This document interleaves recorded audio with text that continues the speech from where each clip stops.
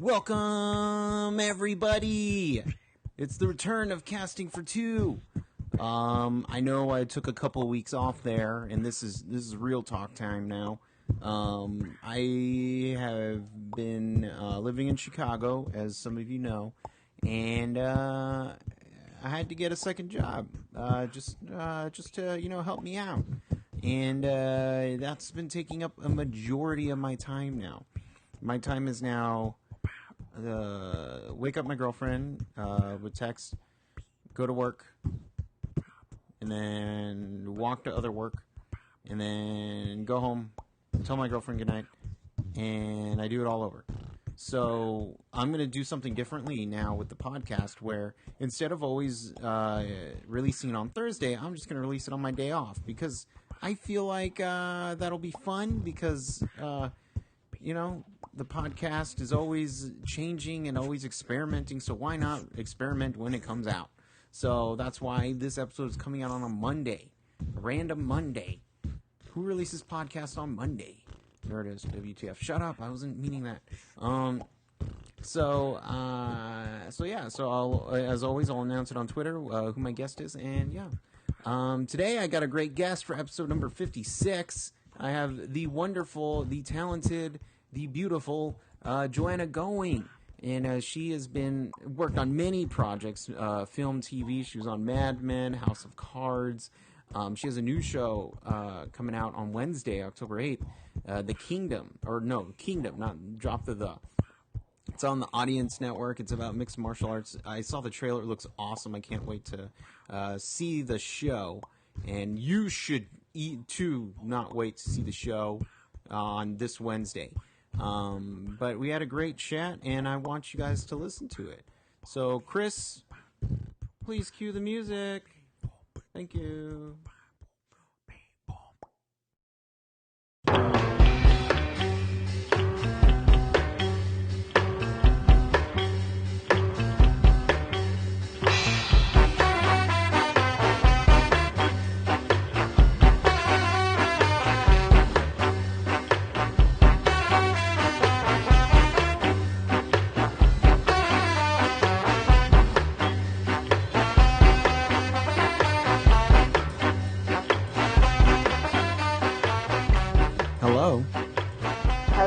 Hi, Joanna.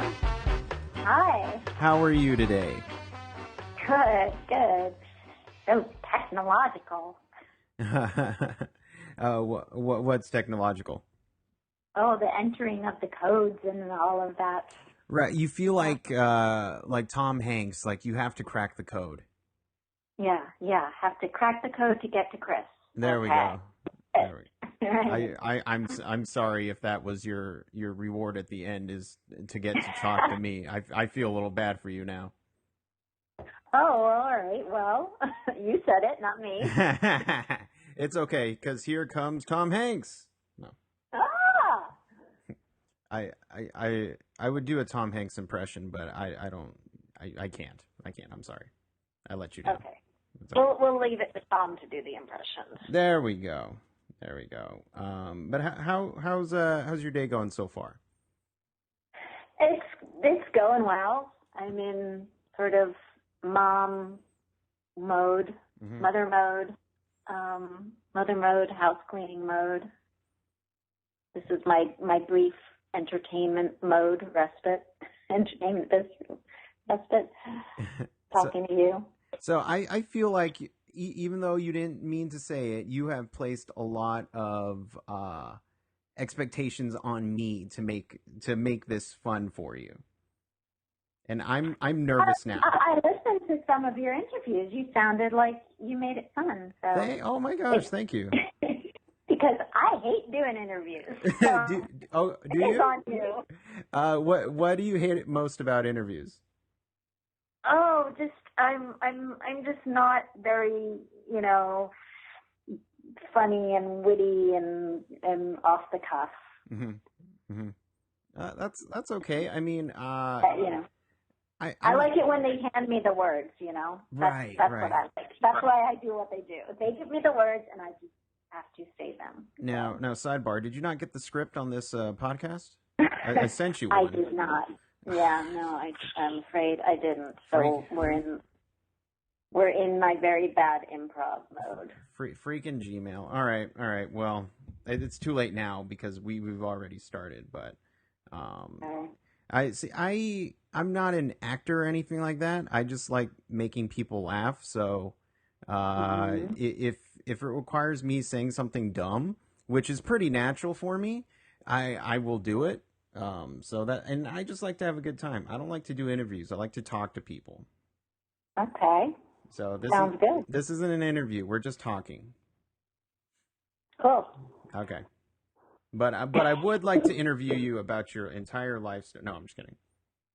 All right, let's talk about my entire life. There we go. In 5 minutes and go. Yeah.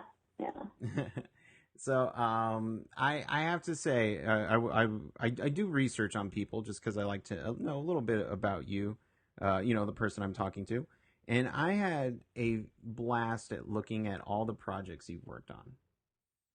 Really? Oh yeah, all how different they were, and B, just the amount of projects that you've worked on of stuff that I actually like to watch. I'm a huge Mad Men fan. Oh well, yeah. And I love Mad Men. I love that show. Although I've been a very bad Mad Men watcher because I haven't watched the last 2 seasons. Well, lucky you! You get to binge. That's for me, that's how I'm, because I'm kind of very busy. That's my favorite way to watch TV now. I'm so glad it's happened because I like to I have a night. My daughter went for a sleepover. I can sit down and watch 5 Mad Men's in a row. So that's. I think you're lucky. You're gonna have a really good few days when you finally get to sit down for those.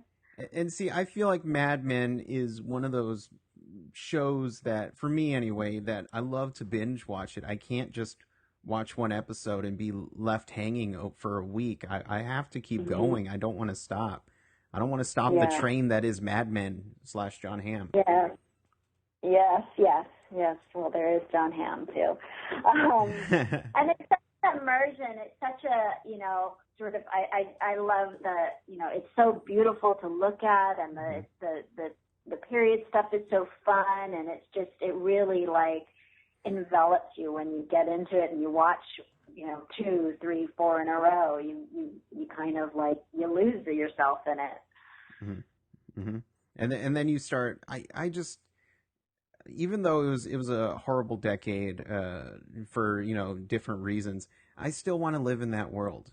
I want to know what it's like to be a manly man. Like not the bad parts, but being able to drink at work and have a family, be all buff and macho, stuff like that.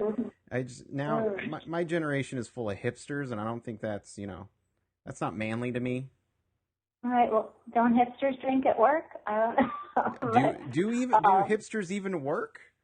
I guess that's a requirement of being a hipster. Somehow you can hang out in coffee shops all day, and I don't know. I guess and do stuff online. There we right? go. Yeah. Yeah, you don't need to like put on a suit and look all snappy the way people used to. I had a friend of mine just Instagrammed a photo of her grandparents in like the 40s or 50s. They were just hanging out in their yard. And she said it's like back when everyone looked like a movie star. They lived in Pasadena, and they were just beautifully dressed and coiffed. And it was like, people just, that was the style to kind of dress it up a little. People used to dress up to go on the airplane. Can you imagine now? It's like, I want to do it. In a big like Snuggie on the airplane, right? And but people used to get all dressed up, so that was rather aesthetically pleasing. Yeah, but, I feel it's not difficult. I feel like we've taken a kind of a bit of a step back when it comes to looking good when we're in relax mode, for sure. Yeah. Which I don't know. I guess as a person who grew up in relax mode. I guess it's okay, but still, I'd love to just look freaking good by just, hanging out at the beach with my, fully gelled hair and a glass of scotch. No. No. Beach is for casual. That's for casual. That's desirable at the beach, I think. No gel in your hair. Sea salt in your hair. Sea water in your hair. Oh, okay. Yeah. But, now where do you live? I am currently in Chicago. Okay, what kind of city? You're in a big city. So I was going to say, out in LA, everybody's here everybody is very casual, but I lived in New York for 20 years, and you just feel like even if you were going to walk about the city or you dressed up for a meeting or something and you walked around the sidewalks, people were dressed because a lot of people are in offices and things, but it definitely has a more dressed up mode there than in LA.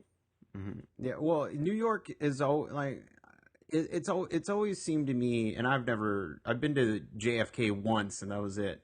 But it feels like it's a bit more business oriented. Like you go to New York to get work done. Mm-hmm.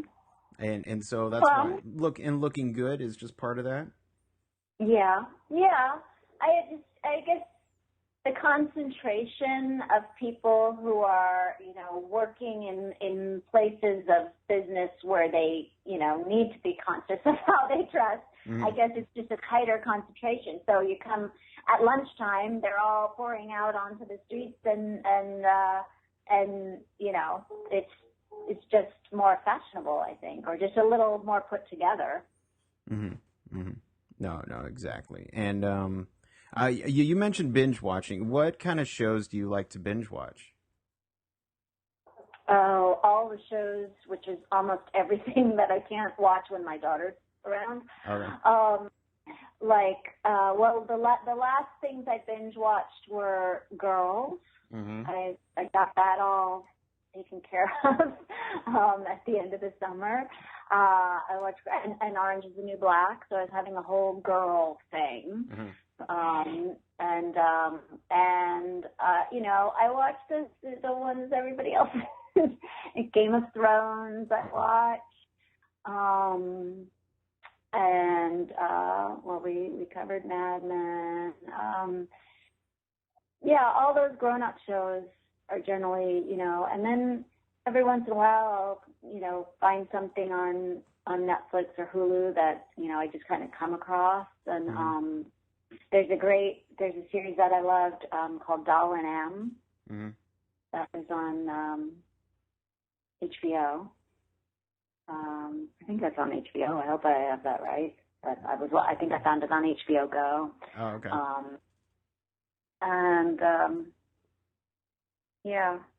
Mostly what's, on the actual television in my house are Disney channels or Nick right. Cartoon Network and things like that. There's probably a lot of Aquanauts that goes on in your house, right? Not so much that one. More, what is it? Dog with a Blog? That one's a big hit. And Liv and Maddie. Oh, okay. Yeah, no. I used to take care of my nephew when I lived in Texas. And I know the feeling of just leaving it on the Disney Channel or whatever channel it is, and then you just, even though you're not watching it, you're absorbing it, and then you soon just, that's that one show where the talking dogs run around and they solve crimes together. Yeah. Yeah. Hey, that show. Do you know what show you're talking about? What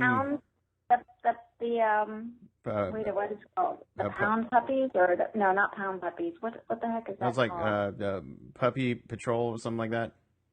Well, yeah, and it my daughter started watching it, and I was like, wow, what is it about this show? There's just something so familiar, and the theme song and everything, and so then it hit me. Mm-hmm. Because my brothers and sisters and I used to watch every day after school Hogan's Heroes. Oh, okay. It's Hogan's Heroes. And then, of course, I think oh, my God, it's Hogan's Heroes. I'm so clever. it's Hogan's Heroes. And I go on, and of course, everybody knows it's Hogan's Heroes. It's all over, like, the internet that this show is Hogan's Heroes. but with dogs in a dog pound. It's brilliant. I think that's probably what the original creators of Hogan's Heroes meant to do, was to have it based around dogs and a dog in a pound. But I don't know, something went wrong, so they just went with normal people. Know. Yeah, they just went with the Nazis. Won't that be funny instead? Yeah. we need to add some comedy. What about dogs? Nah, we need the Nazis. Get them in here. Right. Have you, since you've been in the industry way longer than I have, because I'm not even in the industry, are there? I've always wondered about auditioning. I'm fascinated with the idea of auditioning, but more so when you're waiting to audition, just the waiting rooms that are there and just all the crazy people you see. Do you have a crazy story like that? Just seeing something? Well, it depends on who you are, because I just see a whole lot of me. Okay, yeah. Yeah. I walk in the room, and then there's there's 7 other women of a certain age, dressed a certain way, and usually I've been seeing them for years. They're the same actresses that were always called in for the same part. Mm-hmm. So, so that's, it's the crazy thing that happens now is that you run into, people you've known for years who you've only ever seen at auditions, but somehow you're sort of friends. Mm-hmm. So like now it's just, and we're older, so we're all much more relaxed. Right. Than we used to be. So, we're like showing pictures of our kids and it's like, oh, it's my turn. Oh, okay. All right. Shoot. I got to go do this thing. I'll be right back.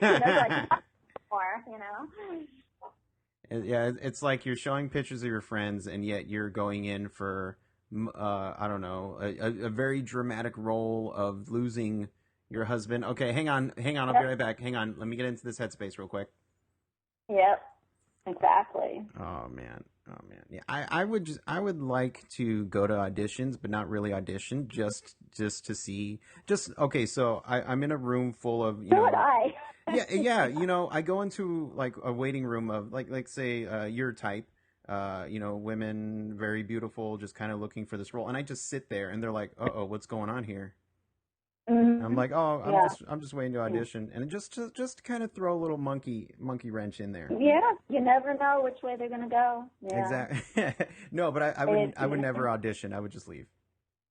Oh. It would be a huge waste of time on my part. You would just like be there and screw with their heads. Yeah, but also I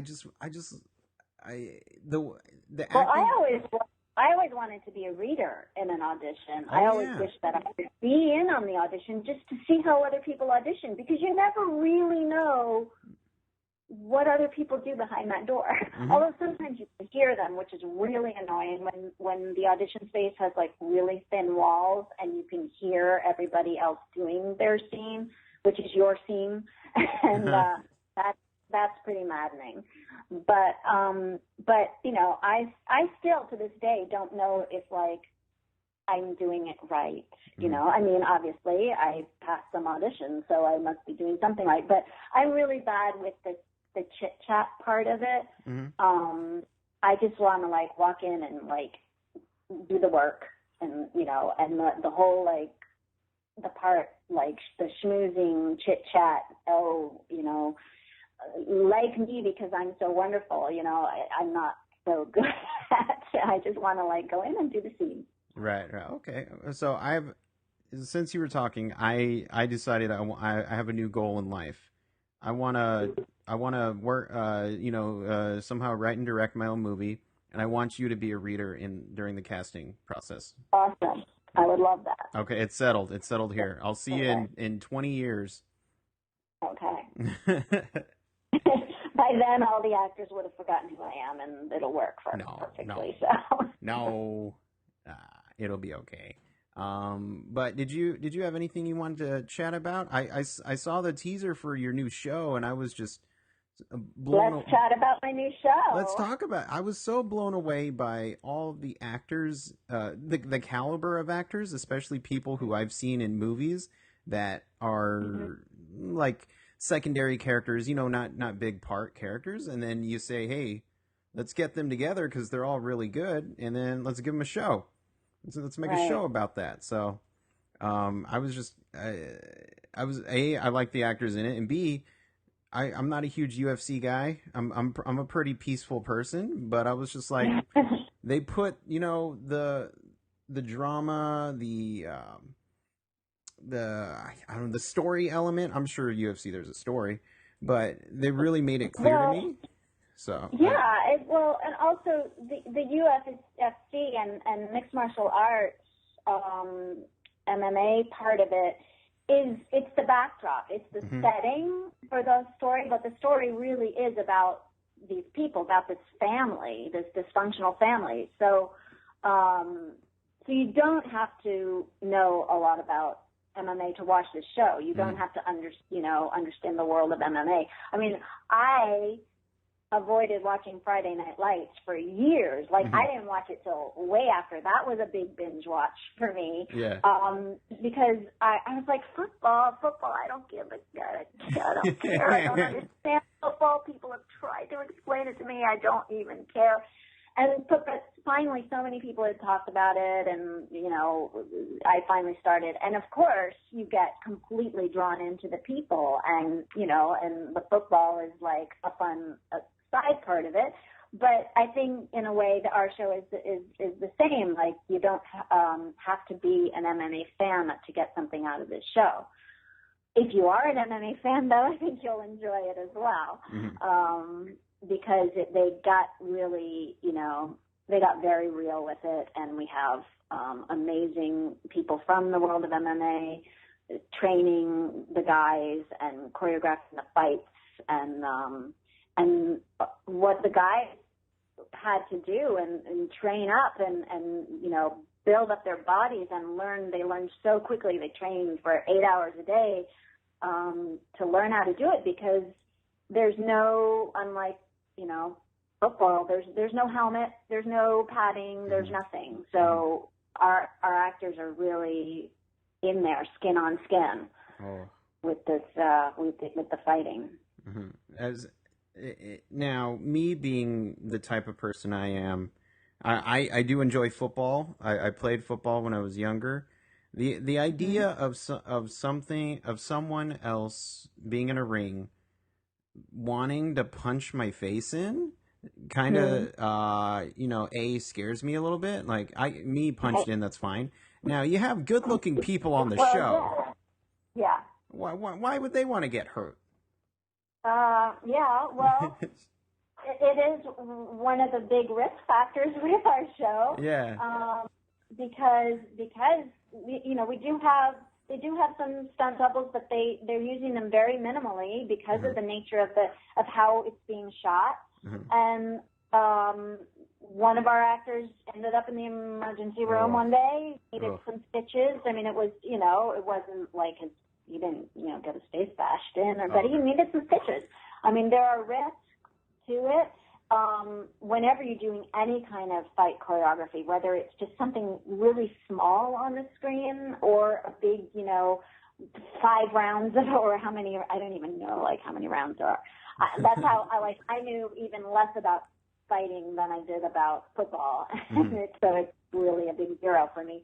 But yeah, the choreography is very specific, but you're also acting. So you're pumped up on adrenaline and being in the emotion of it. So, you're supposed to go left and you went right and you got hit in the head. So it is a risky thing for our actors as well. I commend them. Me too. And I have actually, I have learned some and, gained newfound respect for the fighters the real fighters in the world of it. I don't like watching it. I don't like boxing. I don't like to watch it on TV. I don't like going to a match. It's like I cringe. You know, it hurts to watch it. But I do. I understand a little more about the art of what they're doing, and it's a crazy thing to want to get in a ring and hit someone and be hit. Mm-hmm. And that's part of what our show is about. It's about what drives a person to do that. And it's, you know, so something to kind of walk towards something so violent. And I think it's about the physical violence and also about emotional violence between these people, and to, you know, to go towards something that is bad for you, whether it be climbing in a ring or a relationship or a drug, whatever, what draws you there. Mm-hmm. Yeah, see, I'm already hooked. I'm hooked. I want to binge watch this right now, this second. I know. I want to binge watch it too, but no, we're going old school, rolling it out from week to week. All right. Jeez. Okay. I guess I'll have to watch from week to week. Yeah. And and this is on the Audience Network, which is DirecTV. Audience Network for DirecTV. Yes. And they're, you know, building a new slate of original dramas. So we're very excited to be part of their new venture here, and you know, it's especially exciting to be on these new platforms, which the last little run of jobs, that starting with Mad Men and I did House of Cards, and I did From Dusk Till Dawn, for Robert Rodriguez on his network, El Rey, and these are all, you know, the new platforms that don't have to conform to the network rules and censors and everything. So it's pretty exciting.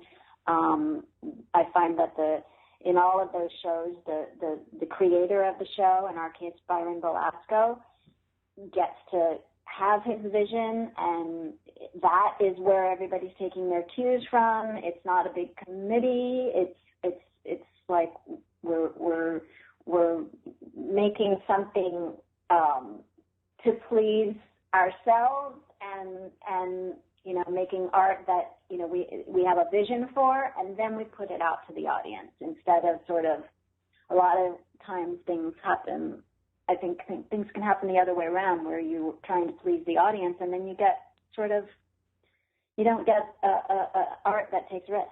Mm-hmm. Mm-hmm. Right. Or it, you know, what starts out as your project slowly becomes something that you don't even recognize in the end. Right. Yeah. That does happen a lot. Yeah. Yeah. Yeah. So, which, you know, it is heartbreaking, and all you have to do is move on and learn. And hey, I'm going to go do a show on the Audience Network or Netflix, and no one's going to tell me what to do. Right. Exactly. And, you know, that's what you talked about, the caliber of the actors, and that's what drew us to it. Mm-hmm. The material is incredible, because nobody, from actors to, you know, DP to crew to anybody, nobody is making, you know, the money that they would make on another kind of project that they may have been on. Mm-hmm. But this was a very, you know, exciting chance to make something singular, and it was completely the material on the page that got everybody on board. There you go. And when does this show start? October 8th, 9 p.m. I'm pretty sure that's right. I think it follows Rogue on the Audience Network. Okay. And, yeah, DirecTV. There we go. So if you don't have it, go sign up. Yep, go sign up. And go find a friend. And watch have Joanna. Kingdom parties, you know. I'm sorry? I feel like, you know how people dress up to watch Mad Men? People should dress up to watch Kingdom. Right, or dress down. It's a very dress down. That's true. Dress down, but, you know, it's probably. It's a very gritty, greedy, dressed down. It's also it's a different side of the LA environs than you've seen. It's set in Venice, California, but it's a very gritty side. It's not the beach babes. There are some babes in it, but there's some beach. But, they're not together. But yeah, you'll see. It's not just sunny California palm trees and everything. So there we go. So everybody can sort of dress down for this one. There we go. So have dress down parties and watch The Kingdom. Yes, please do. And so for the people at home who'd like to follow you online, where can they do that? I am on Twitter at Joanna Going 1, the number 1, Joanna Going 1, and Instagram at Joanna Going, and Facebook on Joanna Going. There we go. Send me. Joanna, I've had a pleasure chatting with you. I hope I took, I hope you had some fun, some entertainment. Fun for me. Thank you. Thank you. I unfortunately, or maybe not unfortunately, I need you to get back into mommy mode. Yeah. No, I've got 2 more calls to make, so. Okay. Well, no, forget those 2 calls. Just go back to mommy mode. I would love to. Joanna, you have a wonderful day, and anytime you want to chat, come on back, okay? Okay, thank you, Chris. All right, have a good day. You too. Bye-bye. Bye-bye.